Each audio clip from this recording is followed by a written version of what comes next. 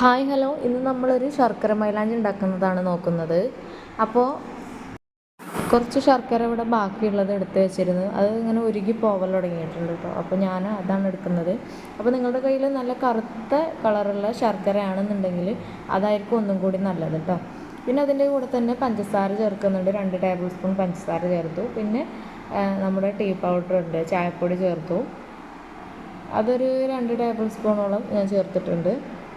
പിന്നെ അതിൻ്റെ കൂടെ തന്നെ പൊടിച്ച വലിയ ജീരകമോ ചെറിയ ജീരകമോ ഏതായാലും മതി. ജീരകം ആണ് വേണ്ടത്. പെരുംജീരകമാണ് ഇപ്പോൾ ഞാൻ ഇട്ട് കൊടുത്തിട്ടുള്ളത്. പിന്നെ ഈ ഒരു പാത്രത്തിലാണ് നമ്മൾ ഉണ്ടാക്കാൻ പോകുന്നത്. അപ്പോൾ ഇത് സ്ഥിരമായിട്ട് ഉണ്ടാക്കുന്ന ഒരു പാത്രമാണ് കേട്ടോ. അതിൻ്റെ വൃത്തിയൊന്നും നോക്കണ്ട. ഞാൻ എൻ്റെ കയ്യിലുള്ള ഒരു പഴയൊരു പാത്രം എടുത്തതാണ്. അപ്പോൾ നിങ്ങളുടെ കയ്യിൽ വലിയ പാൽപ്പൊടിൻ്റെ ടിന്നോ അല്ലെങ്കിൽ നമ്മുടെ ഈ നെയ്യിൻ്റെ ടിന്നോ എന്തായാലും കുഴപ്പമില്ല, എടുക്കാം. നിങ്ങളുടെ കയ്യിൽ ഏതാണോ ഉള്ളത് അതെടുക്കാം. അങ്ങനെ ഈ ശർക്കര ഈ പാത്രത്തിൻ്റെ ചുറ്റുഭാഗം ഇട്ട് കൊടുക്കുകയാണ്. സെൻറ്ററിൽ കുറച്ച് സ്ഥലം ഒഴിവാക്കിയിട്ട് കേട്ടോ. അത് നമ്മുടെ ഈ നീരാവി ഇറങ്ങുന്ന ആ ഒരു പാത്രം അതിൻ്റെ ഉള്ളിൽ ഇറക്കി വെക്കാനായിട്ടാണ്. അപ്പോൾ നിങ്ങളുടെ ടിന്നിന് ഹൈറ്റ് ഉണ്ടെന്നുണ്ടെങ്കിൽ ഗ്ലാസും വെക്കാം. ഞാനിത് ഹൈറ്റ് കുറവായതുകൊണ്ടാണ് ഞാൻ ഈ ഒരു പാത്രം വെക്കുന്നത്. എന്നിട്ട് നല്ല ഒരു മൂടി വെച്ചിട്ട് അടച്ച് വെക്കാം. എന്നിട്ട് കുറച്ച് വെള്ളം ഒഴിച്ച് കൊടുക്കുകയാണ്.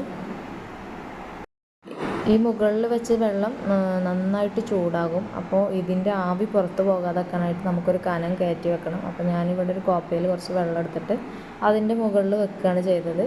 അപ്പോൾ ഒരു 10-20 മിനിറ്റ് കഴിഞ്ഞതിന് ശേഷം ഞാൻ തുറന്ന് നോക്കിയപ്പോൾ ഇതാ നമുക്കിങ്ങനെ കിട്ടിയിട്ടുണ്ട്. അപ്പോൾ ഇത്രയും ഇതൊന്നും നമ്മൾ ഇട്ട് തീരില്ല. അപ്പോൾ ബാക്കി ഉണ്ടെന്നുണ്ടെങ്കിൽ നമുക്ക് ഫ്രിഡ്ജിൽ വെച്ച് സൂക്ഷിക്കാം.